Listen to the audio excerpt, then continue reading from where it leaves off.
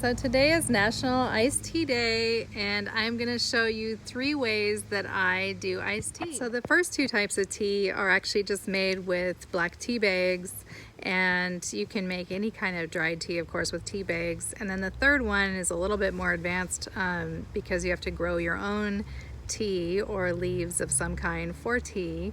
So I like to grow mint, so I'm going to show you a mint tea. So a black tea with peach vodka, a sweetened black tea, and then a sweetened black tea with golden rum and mango nectar. And then the third way is just a mint tea with honey and lime. So the first step is going to be to boil water. You always have to have hot water to steep tea. Then you're going to put the tea bags in. These are just regular black tea bags. You can use any kind of tea if you want to make an herbal tea, but for the recipes that I'm making, I'm going to use black tea for the first 2 types of recipes. You want to kind of move those tea bags around a little bit, and I've turned the water down, the heat down on the stove top, so it's on low right now, and you can just see it's still bubbling, but you don't want to boil your tea on high. Just once the water is boiling, just kind of put the bags in there and dunk them around. And I'm using 3 tea bags to a little under 2 cups of water to make a nice strong tea. You want about 1 tea bag per cup of water for a regular tea. So 3 tea bags for 2 cups of water is a little bit extra strong, which will make the nice drink mixers go really well with it, and also make sure that the ice doesn't dilute the tea too much. So then you're going to add some sugar, and you can use just regular granulated sugar or raw sugar. If you're against sugar, you can use honey or some other type of sweetener to make a nice sweet tea, and just make sure that it's sweet to taste, and add more sugar if you need to make it a little sweeter. Then you're going to pour the hot tea into a mason jar or some kind of a container that you can put in the fridge. Mason jars work well because they are tolerable to heat changes, so they don't break in the fridge. Your tea has cooled off, which I just left it in the fridge for about an hour just to cool it off. It's going to also have a little bit of condensation on the jar. And I just used regular black tea for this. Again, 3 tea bags in that small pan with a couple cups of water, and then some sugar. So you're going to take it out of the fridge, and those ingredients are done. Next, you're going to add as much ice as you want to finish the cooling process, because it's about at room temperature right now. So we are going to dump in most of this ice. So I've dumped in the whole tray of ice, and you can just kind of swirl the tea around. I like to make my tea nice and strong so that the ice doesn't make it taste watery. So it's kind of like a little bit too strong to drink just straight. But once you get that ice in there and get it all cooled off, it's going to be perfect. And then we are going to try a couple different additions to the iced tea. So the first one is peach vodka.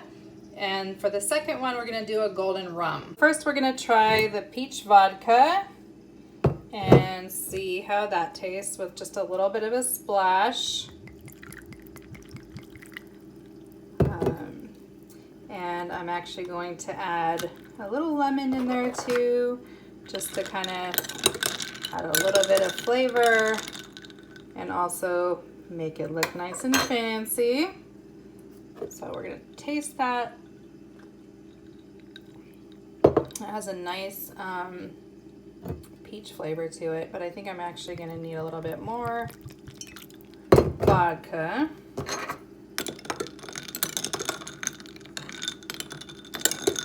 Because it was a little sweet. Let me taste that again. That's just right. So you want to put in a generous amount of vodka, and that is your peach vodka iced tea. I'm going to try one more concoction. So I've just filled a fresh glass with the iced tea. You can see that now I have almost none left. So in this glass, I am going to put some golden rum, and again, just a generous amount of rum. And I'm going to stir that up, and I actually think that it might go really well with a little splash of this mango juice. It's called mango nectar. Just a little bit of that. It's going to kind of affect the color to make it a little bit more opaque, but it's still pretty for a tea. And you could again go ahead and add a little lemon slice. So here it is with the lemon. I'm going to go ahead and taste this one. That's very good. That actually tastes a lot like a Long Island iced tea, probably partly from the mango and the lemon with that rum, but that's really good. I actually think that the first one was with the vodka was kind of like a light drink, maybe for lunch or like with a salad. And then this one really tastes nice for just after dinner type of drink. Love the flavors though. So happy iced tea day, National Iced Tea Day. So as I drink this all gone, I am going to get ready for the third type of iced tea that I'm going to make today, which is going to be the mint iced tea.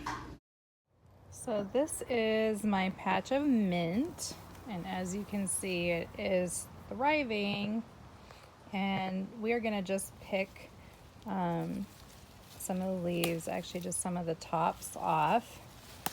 It's kind of pruning. Mint is best to pick. The flavor is best when it's actually blooming, but you can really pick it at any point. So we're just going to pick some tops off and bring those inside.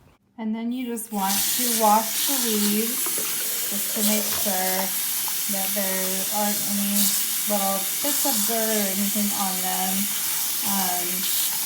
This is pretty clean because it's actually just been in my garden, and if you're going lower on the stalk of the plant, it probably would be a little bit more dirty, but these are like super clean. You want to just remove the stems, so tear the leaves off of the stems. Then you're going to kind of just gather all of those leaves up and drop them in some boiling water. And you're going to just let those boil for about 5 minutes and then turn the water off and let it steep or set. So those leaves have boiled, and we're just going to actually let that come to room temperature and let the mint just continue to set in there. Once it comes to room temperature, we will kind of grab all of those leaves and just squeeze them. And you can already tell that the mint is making a nice green color. Some of the green from the leaves is coming out in the water, but the more color that's in the water, the more flavor is also being released from those leaves. So you just want to let this come to room temperature. So probably be about a half hour or so that you want to let it just steep or set before you squeeze those leaves out. So then you're going to get a slotted spoon and just gather up the mint leaves into it once it's cooled off enough to touch. And then you're going to just want to kind of take those and squeeze them. Once you've really squeezed the mint leaves out, you're going to just go ahead and strain it. And one of the really nice things about making mint tea is fresh mint tea is that it really smells the house up and makes it smell really nice. Everything smells like mint. So then you want to just pour it through a strainer so that all the leaves kind of get strained out and all of the tea ends up in the bottom of the jar. So your mint tea should have a nice kind of light green color, and you can augment this by just adding a little bit of either green food coloring, or like if you want it more green, or you can just leave it how it is naturally, and add a little bit of honey.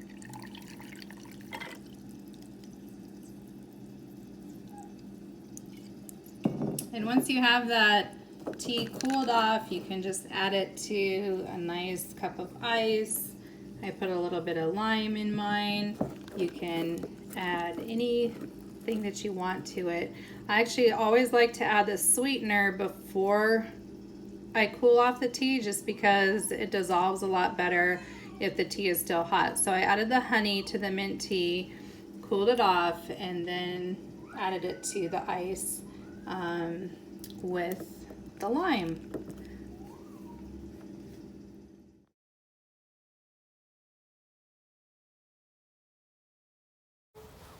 So I'm just walking my tea out to the mint patch, and then I turn around and guess he's stealing an ice cube, and he's off.